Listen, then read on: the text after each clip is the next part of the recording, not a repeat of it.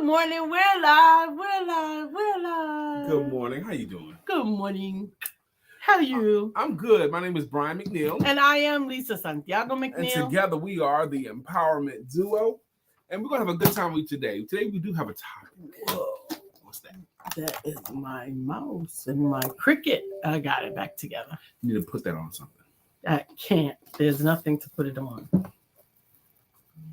All right. Anyway, so today we have a topic. Today's topic is Words on Wednesday, and sticks and stones may break my bones. Let's go with that. Sticks and stones may break my bones, but words will never harm me.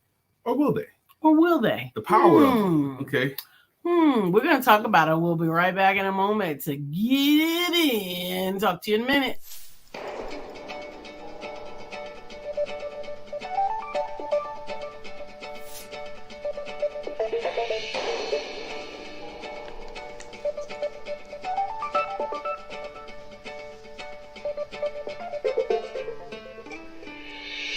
Good morning. My name is Brian McNeill. And I am Lisa Santiago McNeill. And thank you for joining us on our show, Let's Talk About It. We come to you each Monday through Friday right here on the SIBN network, on iHeartRadio, YouTube, TuneIn, as well as Facebook Live. Good morning. Good morning. Good morning. Like. We're here. Sticks and stones may break my bones, but words, they'll never hurt me. And I tell you, just in the 30 seconds it took from us to run that commercial, I was haunted by a story of a word, and I'll tell it in a little bit. Oh my goodness. You're going to tell the story. Take a moment to share. Make sure that you comment, like, and subscribe. I look forward to seeing your comments and hearing where you are tuning in from in just a moment. And we definitely want to hear your opinion about sticks and stones, because many of us were raised on the fact that sticks and stones will break your bones, but words will never hurt you. As a matter of fact, in one of the segments that we did where we talked about the lies that we no longer believe, that was one of them. Yep, that was one of the lies that we no longer believe. You know, they could say anything they want to say about you, but until they put their hands on you, you ain't got to worry about nothing they say. Okay? They talked about Jesus. You don't think they're going to talk about you? Okay, these are things that people say. It's not what they call you. It's what you answer to. That's what matters, right? I think that should be ultimately the goal is to be able to only believe what's true about yourself, and you can decide what that is. I like that answer. Quite honestly, you got water over there, see? I got water right here. Give me the other one then. But quite honestly, what other people say about you or say to you, I think say to you probably more than about you, at least at my stage of the game. They can say whatever they want in their heads, but it's when they're saying it to me and expecting. I feel like freedom of speech is free, but consequences, it still goes along with that freedom. That's true. But you know, Lisa, a lot of people felt like that when they were first starting out. With some of those little digs, you still got your little business going. Freedom of speech is free, but there's some consequences. When people say stuff like that to you, they kind of like needling you a little bit or backhanding you a little bit, you know. You know, I see you still got your little business going. Yeah, that shouldn't bother you. And I think depending where it's coming from, it may or may not have an impact on how you respond to it. But that is one of those words that it's trifling. It's trifling, and it is. I think at a time it may have been an unwitting statement, like it wasn't intended. But I think now when somebody says, "So how's your little business?" or "How's your little whatever it is," it's a sort of a dig. It's a dig that they're gonna try to get away with. Yeah. I'm just saying, I didn't mean nothing by it. Yes, you did, or you wouldn't have chosen those words. You think they meant something about it every time? You think? No, not in its beginning stage. Okay. I think it was just something to say. You know, I think maybe we didn't take entrepreneurship as seriously for a season. Right. And so I think that people thought they were being complimentary, as in I'm still remembering that you are still doing something. Yes. But now when it is being said, it is intended as a minor dig. And the converse is also true. Sometimes someone can speak a word of positivity into a person's life that makes all the difference. Mm-hmm. They can speak a good word. Absolutely. Hey, good morning, Miss Phyllis. I appreciate you. That kind of word goes a long way. Absolutely. Words that build up definitely carry a lot of weight. But the truth of the matter is, words that tear down actually, they actually take more words of positive encouragement to redo or to counter the effects of a negative. Imagine you took a job at a company, and on your first days there, the supervisor's not there, okay? And the coworkers tell you, look, this supervisor is an ass. You're not going to like that person. They've been around here forever. They've innovated a few things. They kind of got some records, some sales records, but now they're the boss and they think they know everything. A couple of people tell you stuff like that about that person before you meet that person. But as you're walking around the office, you see that person's plaques up and their accomplishments. Hey, Mama Joan. And all those things. You see all the things that they've done. That's good. And you get up an appreciation for the work that they put in, despite what everybody else says. And then the day that person actually shows up, with all that in your head, what other people have said about that person and what you've observed for yourself, with all that going on. And if you walked up to them and said, hello, my name is Lisa. I just want you to know, man, I really appreciate you and the great accomplishments I've noticed that you've done since you've been with this company. No matter what everybody else said, if you said that to him, it would be hard for you to not like him. It'd be hard for him to not like you. Absolutely. Because it's just what was said. Absolutely. And I honestly believe how much you believe about what people tell you is really depending on how much you align with the person that's telling you. Yeah. I had some friends, and I call them friends loosely because I think friends had to do with proximity more than anything else when we were younger. It was not necessarily because of what you chose or whose locker was next to yours, right, or who was in your class. So there were some people who were always finding the negative in someone. They were always, I was almost known as a Pollyanna. I was typically known as the one who is she's going to find the good in you. And that was before I am Lisa Santiago. That's before she was the empowerment coach. She was always looking for the best in people, always. And so because of that, when certain people said to me, oh, don't talk to them, or don't do nothing with them, or they're not, or them, or don't deal with them, or whatever, I got to choose to have my own experience with them. And it often turned out to be adverse to what they had said. Melissa Whitfield St. Clair says, agreed. I used to say my little book of poetry, but it contains 6 months of soul-searching work. Amen. Melissa also says small packages can carry a large impact, and that's my hope. Absolutely. Where is Melissa? Melissa Price. Where is Dr. Beverly? Where is Brother Mark Greer? Where is Dr. Deborah Dunstan? We need our core group of folk up in here. Miss Phyllis, I see you're here. That's beautiful. I'm glad that you're here. But where is Sister Stephanie Morris? Where is Mr. Bill Brown? Stephanie, Where's our regulars? Because we have been bragging on our guests. We've had some great guests in the past. I guess I'll be up here in 8 minutes. We're going to have our guests up here. So we need our regulars up in the house. So I'm speaking them up. Absolutely. Absolutely. I think I have been catching myself and catching my words, reminding myself. As a matter of fact, this morning I had some words that I would have chosen not to have in my head. And so I did my it's gonna be a good day. Yes, it's gonna be a good day. It's gonna be a good day. Yes, it's gonna be a good day. I did my mantra in my head. And I reminded myself that I get to choose what I think. No one can plant thoughts in my head that I can't evict. Mm-hmm. No one can say I have to be thinking about something. Oh, this is more important. This is what you need to focus on. This is what's going on in the world today. all of these things. Nobody can tell me what I get to consume. I don't watch the news intentionally, not because I don't care about what's going on in the world, but because there are so many things that I don't have control over, that the one thing I do have control over is this space right here and this space right here. The thing about that, Lisa, I agree with you completely, but I know people are going to try. They're going to try to impose their thoughts on you. They do it all day, every day. They try to impose their thoughts on you and everyone else. They try to get most people in the world to come along with their way of thinking. That's what they do.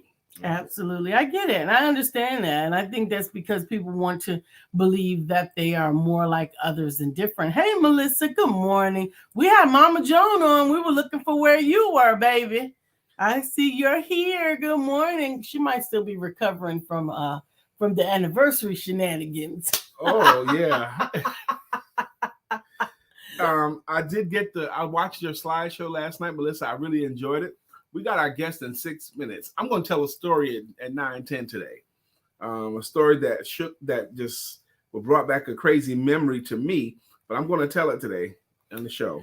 Good morning, Jacqueline. She says, blessings today from Hot Zona. I guess it's hot there today. It was very, very beautiful today. I got up this morning and I had a chance to stand out. I went down to the garage to do my morning exercise, and treadmill ate me up.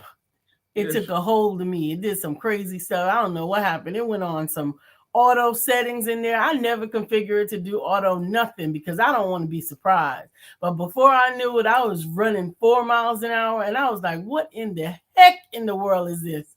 And had to change it back down to 2, a light, brisk jog. Thank you very much. Good morning, hey, Dr. Beverly. Sister Jacqueline. Good morning, Dr. Beverly. Okay, it's 9:10. Brian McNeill, when he was in high school, okay, I scored very high. In New York City, you get to pick your high school and all that stuff. And I scored high. I could go to any high school I wanted to. But when I was in the 9th grade, now New York City high school starts in the 9th grade, okay, from 9th to 12th.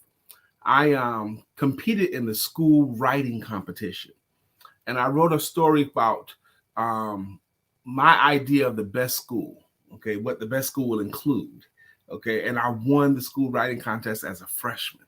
And it was like, wow, a freshman won the school writing contest this year. In my school, that was a big deal. Melissa Price says, getting ready for the doctor's appointment with Sophie. She's been out all week with a swollen sore throat.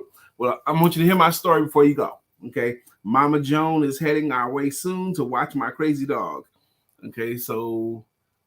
no anniversary shenanigans last night. I fed the man till he fell asleep.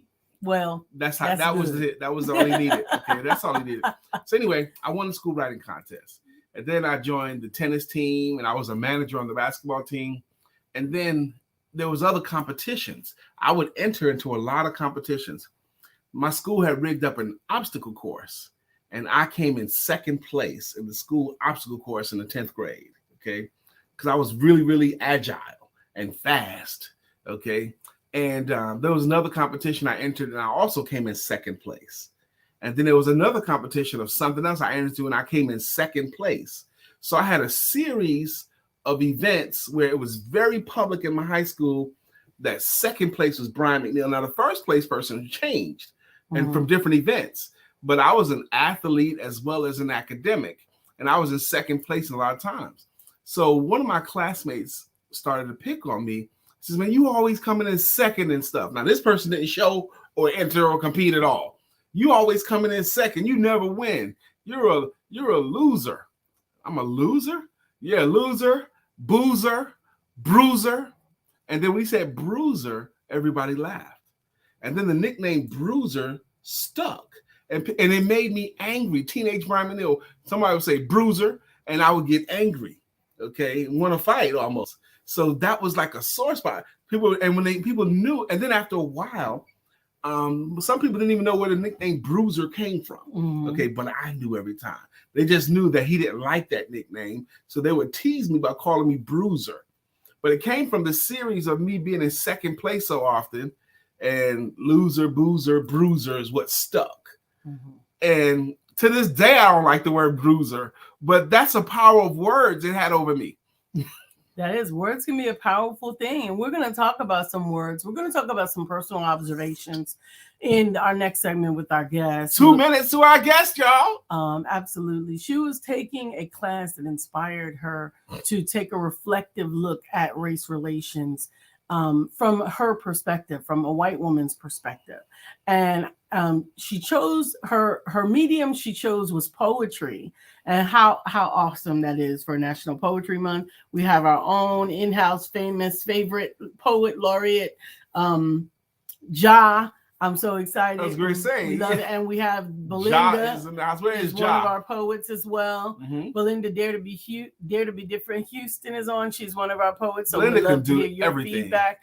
Good morning, Felicia. And we're looking forward to hearing your feedback as we delve into this conversation as well.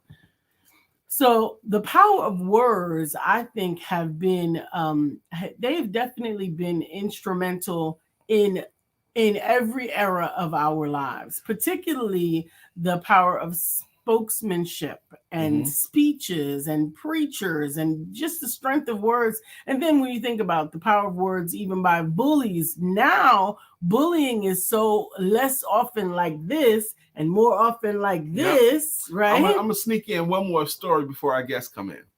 In my block, it was a bunch of kids about the same age. And I was kind of like a little nerdy almost, well, even though I was good at basketball. But it was like a situation where everybody on the block had a nickname, but Brian. And the kind of like the mayor of the block, the coolest kid, his name was Kook. We called him Kook. And he said, Brian, you got to get a nickname. And he was like trying to come up with nicknames for me. And at the time now, I had big thighs and a big butt, okay, because of all I did. And I talked a lot. So he was like, man, he talks a lot. He's got a big butt, talking butt, Buddha, booty. And he says, you know what? Your nickname is Tabuda. Thank you for calling out the people, Melissa. Tabuda. That's what he said. And I said, no, that's not going to be my name. He goes, that's it. And then he ran out the building and he said, hey, y'all, Brian's nickname is Tabuda. And I was going to, and I'm running behind him. No, it's not. No, it's not. Tabuda. What's that? That's his nickname. That's what y'all call him. And Coop made everybody call me that. They even came up with a song. It was Tabuda. They had all of that going.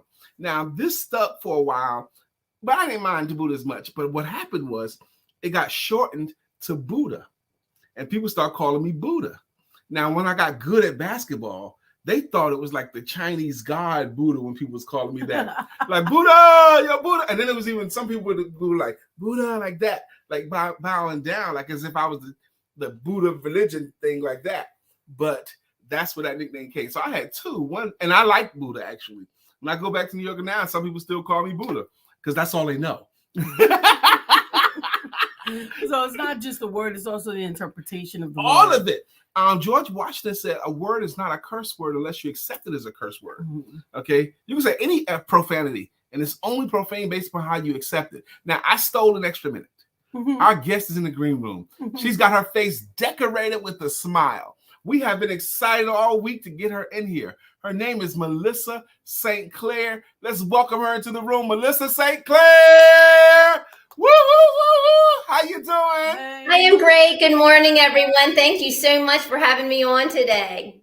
We're excited to have you on today. Lisa kind of gave a little bit of your background, but we're going to start off by giving you this moment or two. Take what you need to introduce yourself however you like. Thank you so much. So, Melissa St. Clair, I am an entrepreneur by trade and an accidental poet. As Lisa said, during the course that I was taking on the matter of race, my processing mechanism became poetry. So instead of paragraphs and sentences, these poetic words flowed, and they're still flowing. And I'm so grateful because I feel like it's a gift from above to convey these messages and have some conversations about it. Absolutely. If you would, go ahead. If you would please hold up your book and tell us and say the subtitle. Say the title and subtitle of the book, please. So literally, it is my homework. So homework, a collection of poems sparked by one white woman's journey on the matter of race. Now, thank you. I want to say this, and I'm sorry, Lisa, I interrupted you. I want to say one of the reasons why Melissa's here today is Melissa actually was in a workshop or something that I did, and she decided to take a coaching session with me. And as we were working, I was the coach on the call, but I found her delightful. I found her interesting. I found myself enjoying working with her. And then when I discovered her book, and I discovered the more I discovered about what she did as a profession, her travels, her book, I was like, man, I want to share her with our loving audience. That's how she got here. What were you going to say? I wasn't. Okay.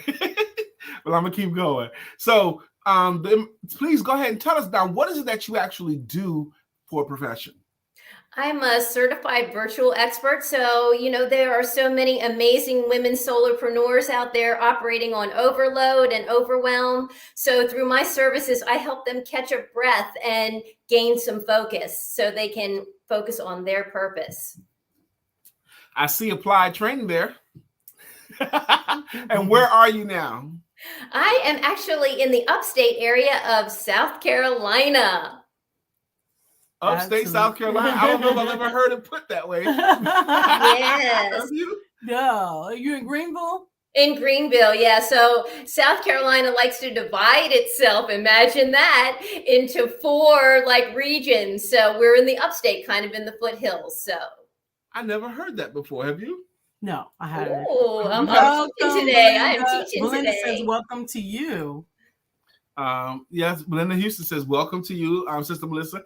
Melissa St. Clair's her name. She's actually in Greenville, South Carolina. Again, she's a certified, I want to get the title right. Virtual expert. Yes. Okay. Yes. She helps women entrepreneurs that are dealing with overwhelm. She helps them to take some stuff off their plate so they can work easier and better and more profitably than ever before. And I like her. Now, we're going to have to delve into the book. Yes. Okay. Are you willing to share any of the poems from your book? Absolutely. It would be my pleasure. And so, of course, during this course, we had things to ponder, questions to answer, to really dive deep. So one of the questions posed early on was, what does being white mean to me? Oh, Lord. Yeah, we're going to kick it off with this one. Being white means to me bearing a color I did not see. Living a life of white privilege, my school years were spent deciding whether to go or not to go to college.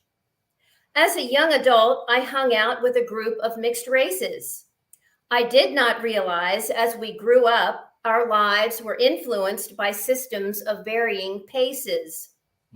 As a military family, we mingled with a mixing bowl. Little did I know the continued damage of years of injustice was taking a toll. Witnessing a video of the murder by an officer in blue of George Floyd, once I was awakened, I could no longer avoid. Ignorance is bliss. I am leaning in, learning all I can about systemic racism and how I can impact social justice. That's amazing. Oh, I felt the raw. I appreciate the transparency. Yeah. And I appreciate the words that you put to it. Now, what is your ultimate goal, other than sharing this awareness from your perspective? What do you hope to do? What do you hope to change? So finding my voice to be a voice and share voices and have conversations about my experience, because that's all I can talk about is my journey and what I'm learning along the way. So I really appreciate being on today to carry that ripple effect forward. I gotta ask, and I hope it's not too tough of a question. Why did you take that class? First off, what was the class? Why did you sign up for it and do the homework in the first place? What was it? Absolutely. So the asphyxiation of George Floyd was the catalyst after so much harm to so many people of, not my color of skin, by my color of skin. And so through my professional network, my colleague Kathy Guggenauer introduced us to Lynn Maureen Hurdle-Price, who is a conflict resolution strategist. And Lynn was starting these classes for white people committed to learning more and going on this journey. And so that was September of 2020. And level 1. So now I'm in the third iteration of that with the same group of people. So we are able to really, have these intimate conversations and be real with each other as we're learning so much about history that we were all not taught. We're going to catch up some comments here, but stay with us. Melissa Price says, yes, hit up with some poetry. We got that. Belinda said, Mr. B in school, they call me Boom Boom Belinda. I can imagine. That fits so perfectly. I think I still call you Boom Boom from top to top. And she says, I still have friends that call me that. Miss Felicia says, welcome, Melissa St. Clair. Melissa Price says, I really want to. I already want this book. Where can we order? I never experienced having racism directed towards me until I moved to North Carolina from Detroit. Moving here shifted a lot of me. I need to read this and would love to connect with Melissa for a conversation. Absolutely. Felicia Gardner says, powerful, drop the mic.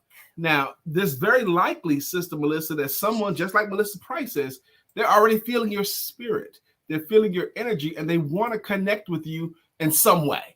Maybe they just want to be a connection of yours or purchase your book. How do you prefer people connect with you that want to?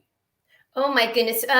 LinkedIn is probably the number one. So just find me on LinkedIn, Melissa St. Clair. And yeah, let's get connected there. And you can order your copy of her book at the link online, paperchaserbiz.com/homework. And the book. Go ahead. I was going to say, thanks to Felicia for that comment about drop the mic. I'm fresh off an open mic from Sunday night. So really, you did an open mic? Yes. Now, Melissa says Harriet Tubman was the first big report I did. We had to pick a prominent female in history to do a presentation, and I chose her. Because of her story, along with many others, I was really impacted by the effects of racism and have always wanted to bring people closer together and close the gap. Amazing to hear you today, Melissa. Awesome. And that's so impactful. I published my book very intentionally on Harriet Tubman Day, March 10th of last year. Wow. So it was self-published during a crazy household move, but I was hell-bent on March 10th, Harriet Tubman Day. And part of the proceeds for each book are donated to the Harriet Tubman Monument that is being built in Beaufort, South Carolina. So you're kidding me. Buy a book and build a monument. So I love these connections and intersections. So now everyone has to go get a book. Part of the proceeds of her book, she's choosing to donate to the project of building a Harriet Tubman monument in Beaufort, South Carolina, right? Yes, exactly. Yeah. Okay. I want to say this about Melissa Price. We've known Melissa Price, 5 years? Yeah. And she's a beautiful white woman. And we've been around her a bunch of times. She's been in our home. We've been in her home. We've had, she's come to all of our events that she can make. I've never, ever, ever felt a hint or drop of racism off of Melissa. Not even one moment. If anything, I've been more concerned about racism towards her. So have I been concerned, but I've never felt anything off of her. Yeah. Melissa, you are one of the people in the world, one white woman in the world that has conquered that. Talking of Melissa Price, and I'm sure Melissa St. Clair is working her way to be that, to have that type of interception that transcends race conversations. I gotta say, it reeks to me of courage to even sign up for the class, okay, and to still be doing it and actually publish your work. Courage is the word that comes to mind. Do you think it takes exceptional courage for a white woman to do what you're doing? Oh my goodness. Well, I am spirit-led. So this is a journey that I never expected, but one that I was compelled to do. And the words are coming from above. So I am just on this path to see what's next. Amazing. Good morning, Dr. Benny. Good morning, Shelby Bonus Newman And Jacqueline Rosier says, buying the book, looking forward to experiencing a different type of read through poetry. While homeless 20 years ago, I did the same thing. I call it my poetry journey. God and I had many conversations through poetry, feeling a kind of kindred spirit. Amen. And Melissa Price says, you're bringing the waterhead out of me, Paw B. It don't take nothing for Melissa to cry. This is true. So I have to believe that this journey that you're taking through this project here has caused you to become something or become different in some kind of a way. You know, I don't even think you could be the same person today as you were the day you first started the class. Am I safe in assuming that? Absolutely, yes. So, just the lens has opened up, and just to be able to move through society in this way and bring these words to have these conversations is just a gift I never expected. So I'm using that gift and not taking it lightly. It's a gift you never expected. Yeah. Now I can see how it has impacted your relationships and the prism that you view relationships with people of other races, right? That's you to them. Has it changed in any way with the relationships that are from them to you? Not necessarily a different race, but even in your own race. Has taking on this project, being immersed in this class, having this new insight on certain different things that are going on, has it impacted your personal circle or how people relate with you? It's interesting. So far, a few bits of pushback, and I write about that in my next book of poetry that will hopefully come out in 2023. But more so, people are immediately drawn and curious and get right into the conversation. So I am just so grateful for that type of reaction. And I'm definitely putting things out on social media that are important to me so they can choose to read or, scroll on. So. Now I'm about to ask you something that's probably going to put you on the spot. Okay. But I think you can handle it. Okay. Are you willing to teach something to our loving audience right now? Our audience is mature.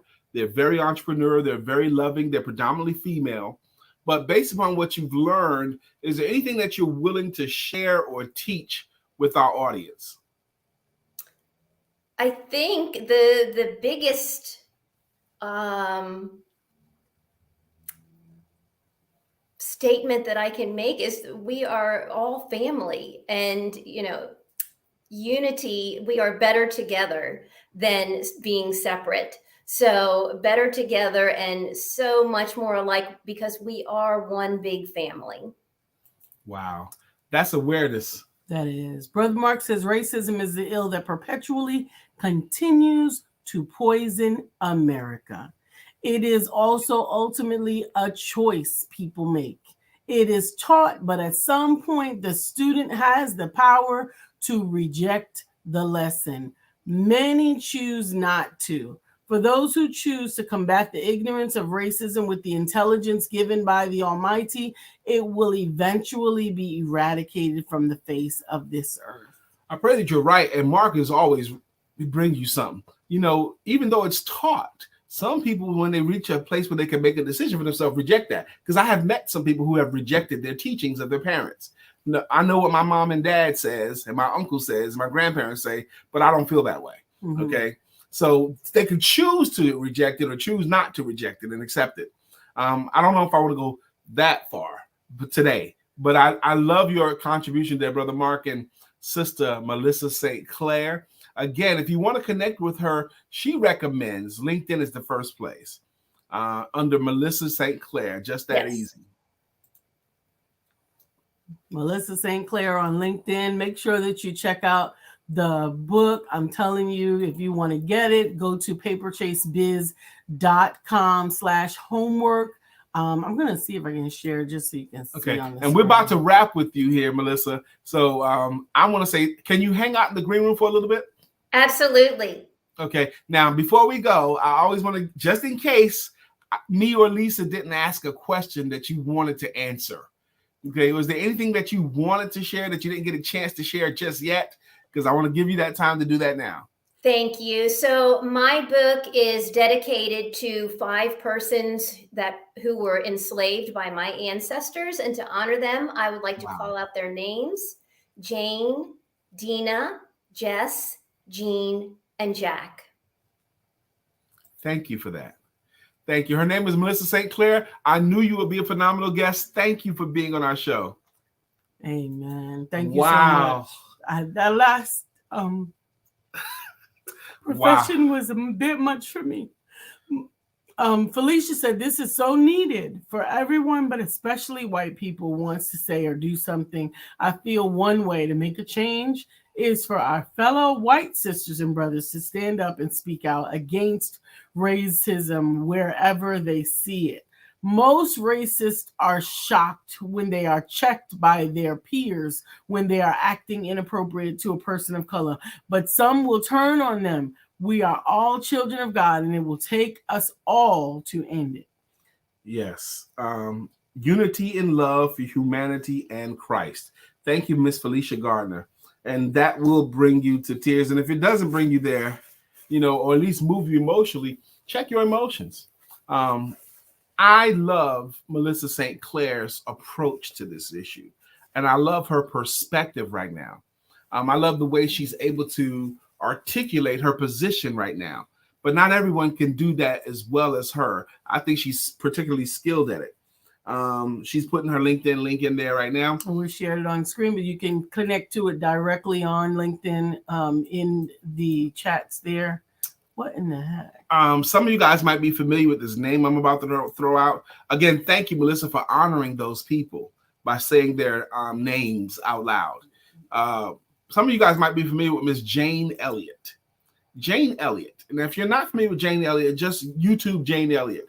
She's a white woman, and she's a former school teacher, and she has dedicated her adult life to teaching white people how they are racist right now and how they need to fix it. Okay. And her approach is really, really gruff. She gets rooms full of white people, she'll say, does anyone here consider yourself racist? And nobody says they're racist. They all think they're not. Okay. And then she says, would any of you guys be willing to trade places with a black person of your name, age, and gender? Okay. Just another black. You're from now on, you're going to be black and be treated the way society treats black people. And if you're willing to do that, raise your hand. Now, no one is willing to be treated the way they perceive black people as treated by society. She goes, maybe you didn't hear my question. I'm asking, since you folks don't think you're racist, would you be willing to live the rest of your life and be treated by society the way you believe society treats black people? They're not willing to do that. She goes, the reason that you're not willing to do that proves to me that you know you're racist. Okay, you don't want the treatment that you're willing to tolerate from them. And I'm not doing it as eloquently as Jane Elliott does it. She's really boisterous about it. She's got lots of videos on it too.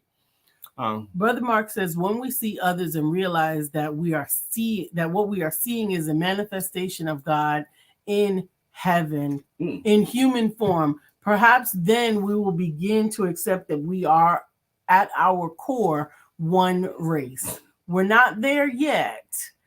We may not get there in my lifetime, but I will do what I can to make it possible. Amen. And good morning to you as well, Author Lynette. We had an amazing guest, in case you missed her. Miss Jane Miss Jane Elliott is her name. Beast. I love her. I love her too. Billy Swinton introduced me to her.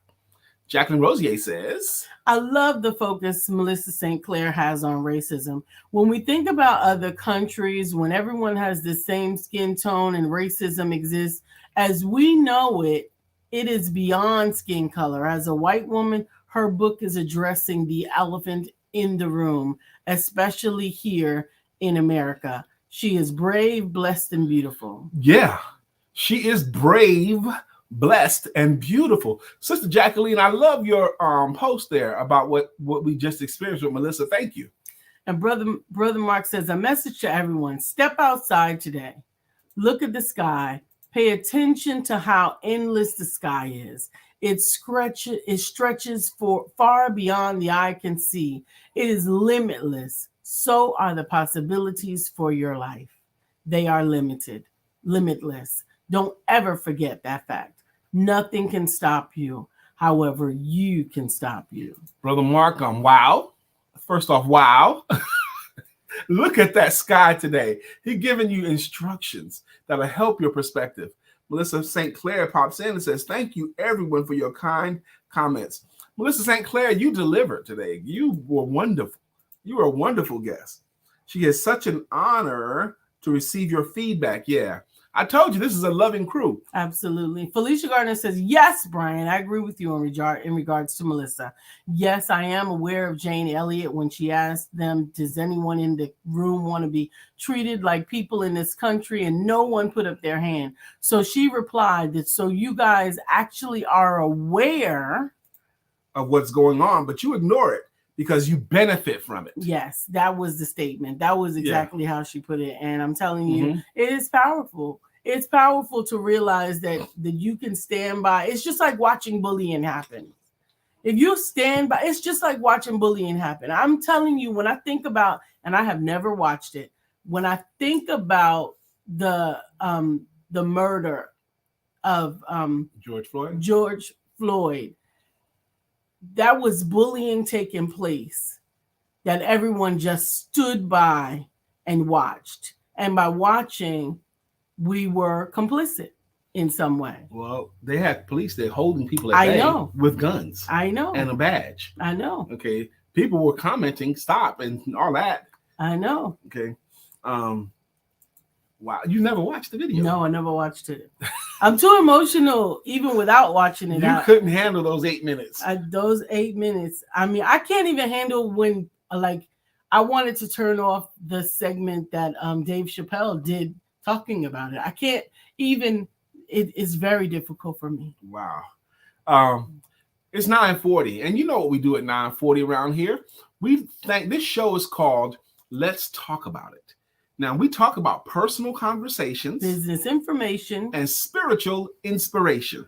With a little bit of shenanigans thrown in. Her name is still Lisa Santiago McNeill. And he is Brian K. McNeill. And together we make up what's called the Empowerment Duo. Now, this show that you're on has been going on Monday through Friday since October of 2016. That's right. Since October of 2016. This is 2022. So let's see. Carry the one. 6 months 6 after years. We got married, we started this show. We got married in April of 16. However many months that is. Yes. May, June, July, August, September, October. 7 months. 6 months. Mm-hmm. Yep. We started the show 6 months after we got married. And we've still been doing, and we're still married. And we're still married. We just celebrated our wedding anniversary this past weekend, actually. Yes. So we're about to, but those of you who have been rocking with us for years, those of you who are consistent contributors to the show, we like to thank you. And the way we do that with greeting songs and greeting logos. If this is your first time greeting, songs and logos. Yes. If this is your first time, sit back and just enjoy yourself. If you want a song or a logo, make your request known. Make a few comments. Come back. Let us know you're here, and we will acknowledge For you. example, Miss Phyllis George was first today, and she has a logo that goes, Miss Phyllis is here. So clear the way. Miss Phyllis is here.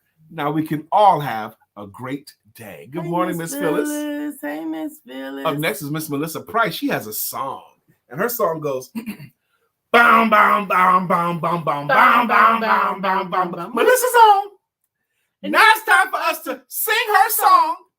Melissa's on. Good morning, Miss Melissa Price. Hey, Melissa. Miss Jacqueline Rosier has a logo as well as a song. Her logo is According to Jacqueline. And her song is Jacqueline Rosier, pretty little one that I adore. You're the only one my heart beats for.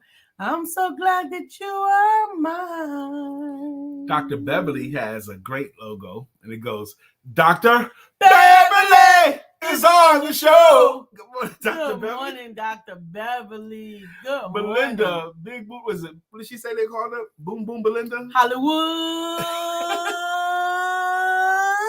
Hollywood swinging. That's Belinda there to be Boom, Houston's boom, boom. That's what I remember. Boom, boom, boom. Not too long ago. That's Belinda Houston's Boom, jam right boom, there. boom. Miss Felicia Gardner has a song as well. Felicia, we love you. You're the one for me. Come on, scroll, please. I love it. I love it. I love it. Mr. Craig Sabb is here. Craig Sabb, I don't even remember reading it. Craig Sabb, good morning, everyone. Let's have an amazing, blessed day on purpose and enjoy it to the fullest. But Craig Sabb has a lot of stuff. First off, he has just a name, Craig. Let me borrow your VCR so I can double tape. And we got Craig Sabb, 1,000 degrees. You'll be on your knees and you'll be burning, begging, please. Brother Freeze. Okay, and up next we got absolutely. I think we got Brother Mark Greer's up next.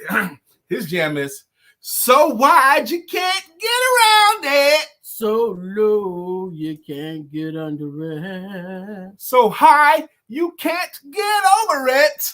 Mark Greer is under a groove. He's getting down just for the funk of it.